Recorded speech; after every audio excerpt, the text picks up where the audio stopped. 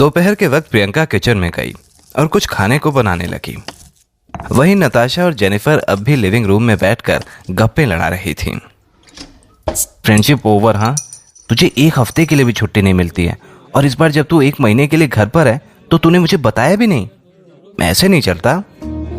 Jennifer ने नताशा से कहा, यार ऐसी बात नहीं है, मैं तुझे बताना चाहती थी लेकिन तुझे तो पता ही है ना, हम दोनों इतनी आसानी से अब कहाँ ही मिल सकते हैं। जरा देखो अपने आप को, जहां भी जाओ वहां तुम्हारे पोस्टर लगे मिलते हैं। तुम जहां जाती हो तुम्हारे पीछे पीछे तुम्हारे फैंस की भीड़ भी जाती है।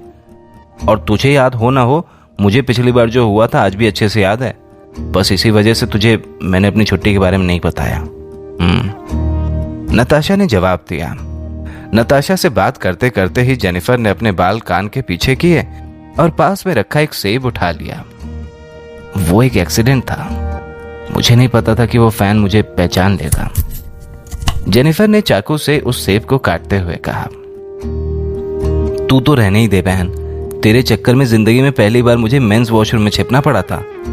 अगर मुझे कोई देख लेता तो क्या होता? नताशा ने हल्के से गुस्से में कहा, वेट अ मिनट, लेकिन तुझे कैसे पता चला कि मैं छुट्टी पर हूं? हाँ, मैंने जासूस लगा दिए हैं तेरे पीछे। पगली, तो हमेशा इंस्टाग्राम पे एक्टिव रहती है और जब भी किसी नई जगह पर जाती है तो वहां की कम से कम एक फोटो तो जरूर अपलोड करती है।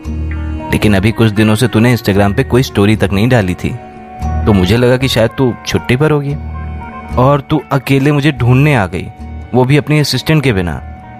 अगर यहाँ तेरा कोई फैन तुझे पहचान लेगा तो मेरे घर के सामने तो भीड़ लग जाएगी। मैंने देखा है कि लोग तुझे देखकर कैसे पागल हो जाते हैं, नताशा ने कहा। जेनिफर ने अपना सेब खाया और बहुत ही शांति से कहा, अगर मैं अपनी असिस्टेंट को बता देती कि मैं तुमसे मिलने जा रही हूं तो तुझे क्या लगता है वो मुझे आने देती? स्केड्यूल, शूट्स, प्रोजेक्ट्स, हर रोज का यही ड्रामा है। मैं इन सब चीजों से थक गई हूं यार। तो फिर तुम यहां आई कैसे? नताशा ने जेनिफर के पास आकर बैठते हुए पूछा। बस मैंने बोला कि मुझे वॉशरूम जाना है, फिर वहां से उनको एक टेक्स्ट भेजा और अपना फोन ऑफ कर दिया, बस सिंपल। जेनिफर की बात सुनकर नताशा भी हंस पड़ी। जेनिफर जिस अंदाज में ये बातें बता रही थी उसे देखकर तो ऐसा बिल्कुल भी नहीं लग रहा था कि उसने ऐसा काम पहली बार किया हो।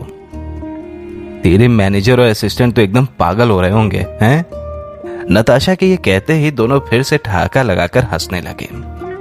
उन दोनों के ठहाकों की आवाज से कबीर, जो इस वक्त अपने कमरे में सो रहा था, उसकी नींद खुल गई। वो फ्रेश होकर अपने कमरे की बालकनी में गया और अपने कपड़े सुखाने लगा।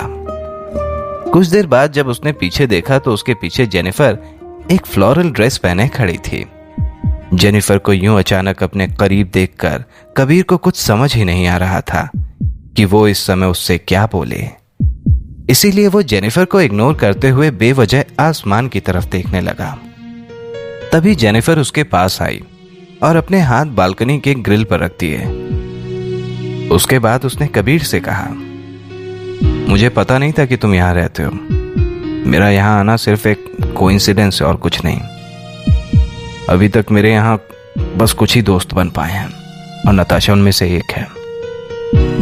ओह अच्छा, वैसे मैं प्रियंका से बस मजाक कर रहा था। जब मैंने उससे कहा तो मुझे पता था कि वो भरोसा नहीं करेगी कि तुम मेरी बीवी हो। सो डोंट वरी, यहां पर किसी को नहीं पता कि हमारी शादी हो चुकी है।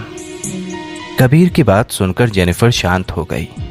वो भी आसमान की तरफ देखने लगी और कुछ देर के ऑकवर्ड साइलेंस के बाद उसने कबीर की तरफ देखकर कहा, और कैसे हो? तुम्हारी नौकरी कैसे चल रही है? सब बढ़िया चल रहा है। मुझे अब शहर में रहने की आदत नहीं रही। मैंने ये कभी नहीं सोचा था कि आर्मी में वक्त गुजारने के बाद मेरे लिए बाहर की दुनिया इतनी बदल जाएगी। ये कहते हुए कबीर मुड़ा और फिर हल्के से स्माइल के साथ आगे कहा, लेकिन तुम तो यहां बहुत पॉपुलर हो गई हो। जहां जाती हो वहां तुम्हारे फैंस तुम्हारे पीछे होते हैं। तुम्हारा अभी भी वही गोल है? जेनिफर ने उसकी तरफ देखा और पूछा। जेनिफर के सवाल पर कुछ देर तक खामोश रहने के बाद कबीर ने कहा, मैं उस राठौड़ खानदान को ढूंढ कर ही रहूंगा जिसने मेरे पिता और मुझे धोखा दिया। जेनिफर को कबीर की आंखों में जुनून की आग धधकती हुई दिख रही थी। मैं भी तुम्हारा इंतजार करूंगी, जेनिफर ने मन ही मन कहा। मुझे लगता है कि हमें मिलते जुलते रहना चाहिए, आखिर हम दोनों शादीशुदा हैं। कुछ देर तक वहीं बालकनी में खड़े होने के बाद जेनिफर ने कहा, लेकिन ये तो पॉसिबल नहीं लग रहा। तुम एक बहुत बड़ी और फेमस सेलिब्रिटी हो। अगर मीडिया को हमारे बारे में कोई भी खबर पता लग गई तो तुम्हारे करियर पे बात आ जाएगी। इसीलिए हमें केयरफुल रहना चाहिए। मैं नहीं चाहता कि मैं तुम्हें कभी फोन करूं और हमारी शादी की खबर लीक हो जाए। इस शादी को राज रखने का वादा मैंने ही तुमसे किया था, याद है ना? जेनिफर ने उसकी बात सुनकर अपना सिर हिलाया और कहा, बिल्कुल सही कह रहे हो तुम। इतना कहकर वो वहां से निकलकर अंदर चली गई। तभी प्रियंका, जो अभी अभी किचन की खिड़की से नीचे का नजारा झांक कर आई थी, उसने परेशान आवाज में कहा, जेनिफर, क्या किसी को पता है तुम यहां आई हो? मैंने अभी नीचे बहुत सारे रिपोर्टर्स खड़े देखे थे। मुझे लग रहा है कि कुछ तो गड़बड़ है। ये सुनते ही जेनिफर का चेहरा तुरंत लाल पीला होने लगा। शिट! जल्दी से जेनिफर को यहां से ले जाते हैं। जेनिफर, जल्दी से अपने मैनेजर और असिस्टेंट को कॉल करो। उनसे कहना कि तुम्हारे लिए कुछ बॉडीगार्ड्स भिजवा दें, नताशा ने कहा। जेनिफर के साथ ऐसा पहली बार नहीं हो रहा था। नताशा भी अच्छे से जानती थी कि मीडिया वाले जेनिफर को इतनी आसानी से नहीं जाने देंगे। जेनिफर एकदम शांत थी। उसे पता था इस सिचुएशन में परेशान होकर उसे कुछ हासिल नहीं होगा। नॉर्मली ऐसी सिचुएशन उसके मैनेजर या असिस्टेंट सॉल्व करते हैं। तभी कबीर भी बालकनी से लिविंग रूम में आ गया और उसने कहा, हमारे पास क्रिमिनल डिपार्टमेंट की पुलिस है, हमें डरने की क्या जरूरत? प्रियंका को तो कुछ देर के लिए समझ ही नहीं आया कि कबीर का क्या मतलब था। अरे हाँ, मैं तो पुलिस में हूं और मेरा काम है पब्लिक ऑर्डर मेंटेन करना, लेकिन ये सब मैं अकेले तो नहीं कर सकती। नीचे लोगों की तादाद बहुत ज्यादा है। अगर मैं जाऊंगी तो वो सब मेरे ऊपर चढ़ जाएंगे। प्रियंका ने फिर कबीर की तरफ देखा और आगे कहा, भाई द वे, तुम भी पुलिस वाले ही हो ना? ये तुम्हारा भी काम है। एक सेलिब्रिटी की सुरक्षा तो हम पुलिस वालों की ड्यूटी है। वैसे भी जेनिफर तुम्हारी फेवरेट हीरोइन भी तो है। उसे सेफ रखना तुम्हारे लिए सबसे ज्यादा इंपॉर्टेंट होना चाहिए। मैंने कब कहा कि मैं उसे पसंद करता हूं? कबीर ने उसका जवाब दिया, इट्स फाइन, बार बार एक ही बात कहने की जरूरत नहीं है। जेनिफर ने थोड़ा चिढ़ कर कहा, कबीर, अब ये मैटर तुम्हें ही संभालना पड़ेगा।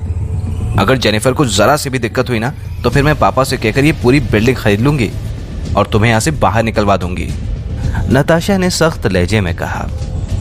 कबीर जेनिफर की मदद जरूर करना चाहता था। उसने बस ऐसा इसीलिए कहा ताकि जेनिफर को कोई गलत मैसेज ना पहुंचे। वह नहीं चाहता था कि जेनिफर ये सोचे कि कबीर उसको पसंद करता है। ओके, मैं उसको सेफली इसके घर तक पहुंचा दूंगा, लेकिन तुम सबको मेरी एक बात माननी पड़ेगी। कबीर ने आगे कहा, सनग्लासेस और हैट पहन लो। इस बिल्डिंग में 4 लिफ्ट हैं, तो एक काम करते हैं, सब अलग अलग होकर इन मीडिया और फैंस को डिस्ट्रैक्ट करते हैं। प्रियंका और नताशा दोनों को ये प्लान अच्छा लगा। नताशा अपने कमरे की तरफ भागते हुए गई और अपने सनग्लासेस और हैट्स ले आई। नताशा ने आधी दुनिया घूमी हुई थी, इस वजह से उसके पास अलग अलग तरह के सनग्लासेस और हैट्स थे। जहां प्रियंका और नताशा दोनों अलग अलग लिफ्ट में चढ़कर नीचे चली गईं, वहीं कबीर जेनिफर के साथ खड़े होकर लिफ्ट आने का इंतजार कर रहा था।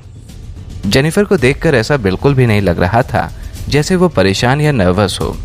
जेनिफर ने कबीर की तरफ देखा और कहा, अगर तुम मेरी मदद नहीं करना चाहते हो तो मैं बुरा नहीं मानूंगी।